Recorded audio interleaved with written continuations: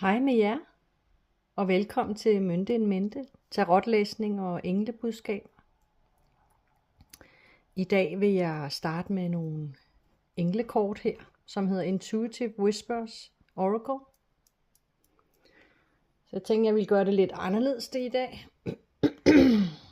for at se, om jeg kan blande det med tarotlæsning også. Hvis du er drejet af den her video, så er der nok nogle budskaber til dig. Jeg har i hvert fald renset mig selv og mit hjem og bedt fadervor, som jeg altid plejer. For jeg tror på, at vi er alle sammen forbundet med det guddommelige, og Gud er en og samme sag, kan man sige. Og ja, og tingene hænger sammen. Og det ene udelukker ikke det andet. Ja, så jeg tænker, først vil jeg gerne lige vide, dem der kigger med her. Kære højeste kærlighedsvibrationsengle. Hvad er det, I vil sige til dem, der kigger med her? Hvilken situation er han eller hun i?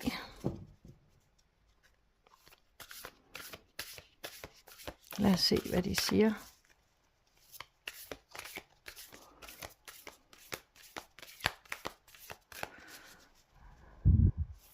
Hvad er det, de skal vide? Eller hvilken situation er de i? Eller hvad fylder hos dem lige nu?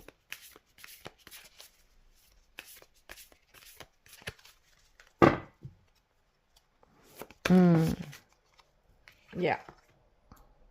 Spacious mind and soul. Okay. Det var det første, der dukkede op.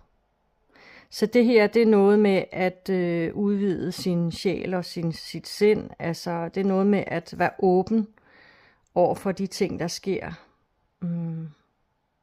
Der er også noget mindfulness i det her. Noget med at kunne være i sig selv. Være forbundet med sig selv, hører jeg også.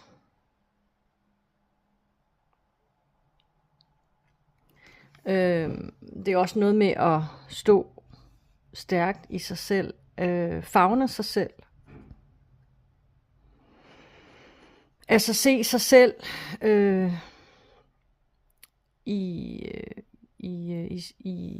ens helhed, kan man sige.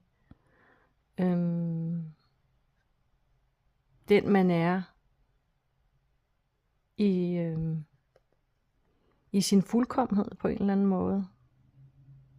Det der med at se lyset i sig selv. Ja. Jeg har lige brug for at høre, hvad vil I mere sige til det her?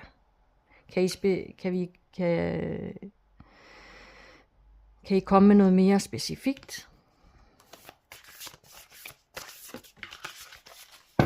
Okay. Så får jeg så den her. Listen from the heart.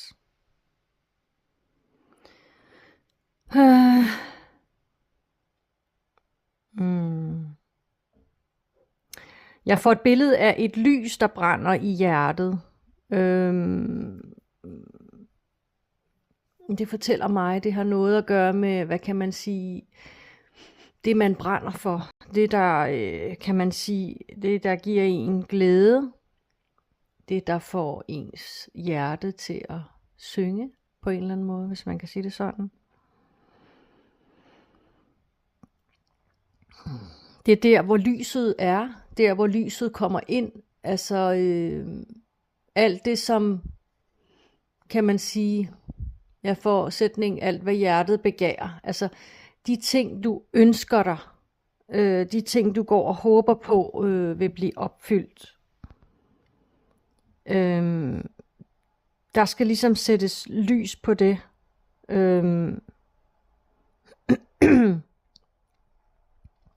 Jeg får sådan kriller i halsen, så jeg får også en fornemmelse af, at det handler også om at kunne sige det højt, om at sætte ord på det.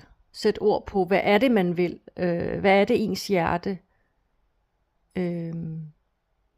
begær? Altså ikke begær i forhold til seksuelt, altså det kan det jo sagtens være selvfølgelig, men nu taler jeg sådan mere generelt. Hvad er det, man ønsker sig? Hvad er det, man håber på? Hvad er det, der giver en glæde i hjertet? Det handler også om at turde tro på, at tingene kan lykkes, får jeg også at vide. Så det er også det her med at, hvad kan man sige, dels at fokusere på det, der giver en glæde, men også fokusere på det ens hjerte ønsker sig. Ja, nu tror jeg lige, jeg vil prøve at, jeg gør vi lige sådan her. Så tror jeg lige, jeg vil tage fat i nogle tarotkort. Jeg er bare virkelig snottet, så jeg beklager, hvis jeg kommer til at... Sådan. Ja.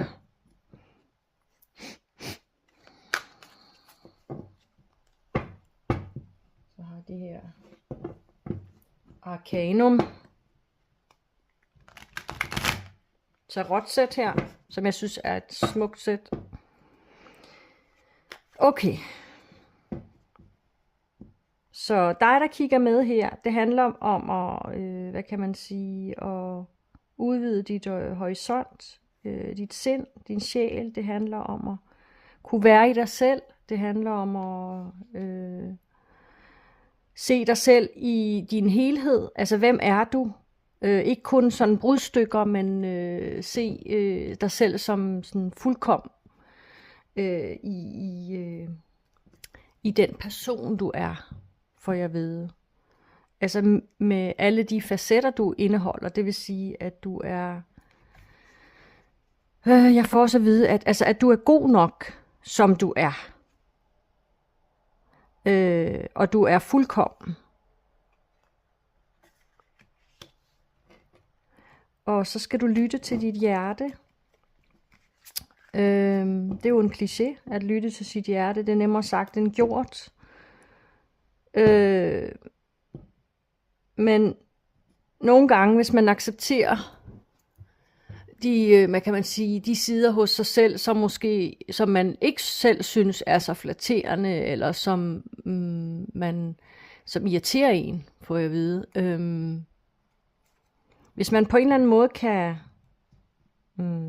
finde fred med de ting, og acceptere de ting, de sider ved sig selv, og acceptere sig selv som en fuldkommen person med alle de facetter, man indeholder, så er det der, man begynder at lytte til sit hjerte. Det vil sige selv alle de ting, du ikke bryder dig om, de følelser, og som du måske ikke bryder dig om. Hvis du giver dig tid til at acceptere, at de er der, så kan du så også bedre lytte til dem. Og nogle gange så det at anerkende måden, man har det på, for eksempel hvis man er ked af det, men man har ikke lyst til at være ked af det, eller man er vred, men man har ikke lyst til at være vred, altså, eller man har angst, man har ikke lyst til at have angst. Men det, at man ligesom går ind og lytter til sig selv, lytter til sig selv, som hvis nu man havde været et lille barn, eller man lytter til sit indre barn, som måden du vil lytte til et lille barn. Så vil du heller ikke sige, ej, sikkert noget pjat. Det kan jo godt være, du gør det, men så lytter du ikke til barnet. Hvis du lytter, virkelig lytter aktivt med hjertet, og ikke dømmer det, der er, om det så er angst eller vrede, eller hvad det er, så vil det barn også, dit indre barn også, kan man sige, falde til ro, fordi det bliver mødt i de følelser, som barnet viser. Og det er også det, kan man sige, du skal prøve på. Men igen, det er lettere sagt end gjort. Nå. Hvad vil I ellers sige, kære højeste kærlighedsvibrationsengle? Hvad vil I ellers sige?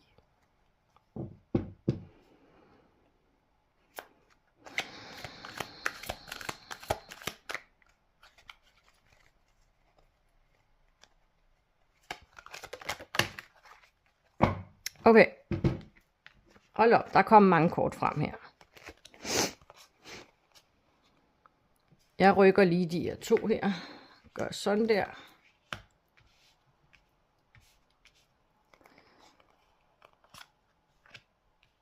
Der var stævnets dronning her. Hvad kan man sige? Hun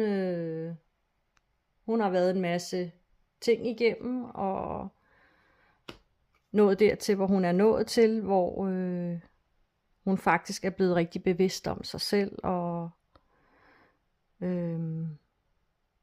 hun er rigtig god til at drage omsorg for andre mennesker, og hun er også i gang med at øve sig på at drage omsorg for sig selv. Hun skal bare blive lidt bedre til at kende sit værd, kan man sige. Men det her, det er i hvert fald sådan, der er meget passion, der er meget sådan manifestation i det her kort her.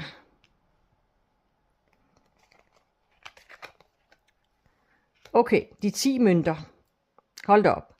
Det er sådan nærmest det højeste, man kan nå. Eller opnå i forhold til, hvad kan man sige, økonomisk stabilitet, stabilitet i familielivet, stabilitet i andre relationer, arbejdsplads. Altså det er ligesom det, der er ønsket. Det er det, vi alle sammen går og håber på. De 10 mønter, at der er ro på tingene, og tingene er lykkedes for os. Og vi er tilfredse, og vi føler, at tingene går godt. Altså det er abundance, kan man sige. Ja, undskyld. Jeg nogle gange kommer til at bruge nogle engelske udtryk. Jeg ser selv en masse tarotlæsninger på nettet. Og mange af dem, de er på engelsk, så jeg bliver sådan lidt påvirket af det, og kommer selv til at bruge nogle engelske ord. Så jeg håber, det er i orden. Ja, så det her, det er sådan overflodskortet. Og hvad har vi her? Og så var der det her, djævelens kort. Det handler rigtig meget om frygt og angst, og hvad kan man sige, alt det, der er giftigt for os. Det kan være, det kan være giftige relationer, det kan være giftigt miljø, som ikke er godt for os. Altså det kan være mad, motion, altså ting, der, hvad kan man sige, det handler om vores helbred. Alt det, der fungerer og giver os godt helbred, alt det, der giver os dårligt helbred. Og det er altså både mentalt, men også fysisk. Og hvad har vi her? Jeg rykker lige det her, så bedre kan komme til. De 5 sværd. Og så er der stridsvognen.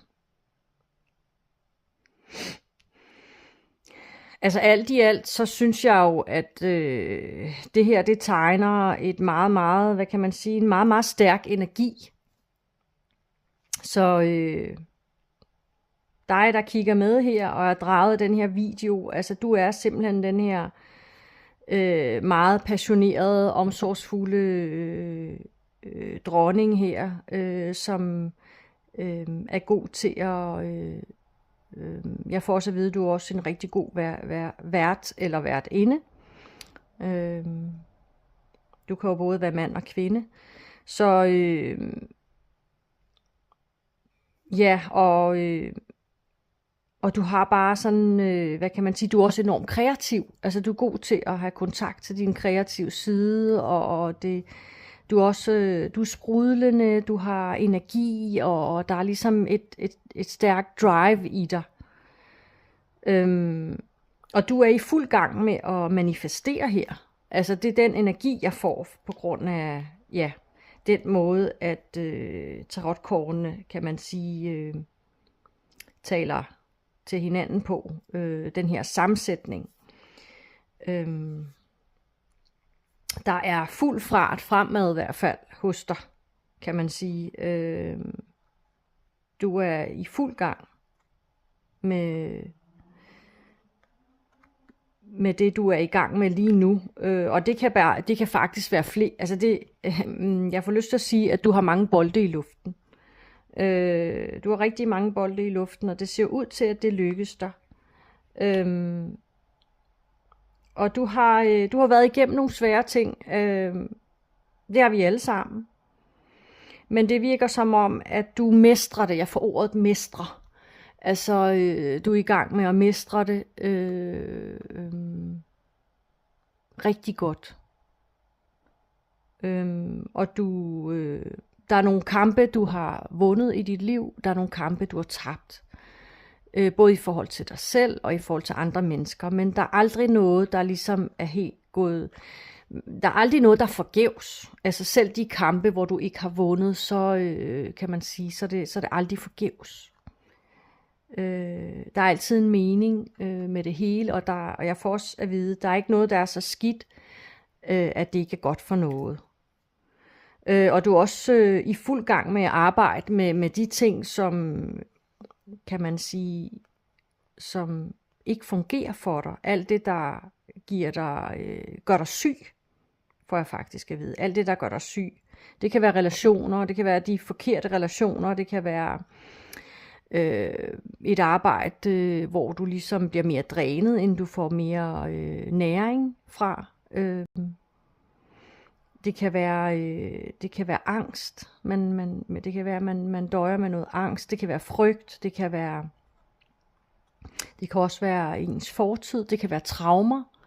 Det kan være traumer, der forfølger en på en eller anden måde, får jeg også at vide. Men du er simpelthen i fuld gang med at navigere i det her. Og der er bare enormt meget power omkring dig.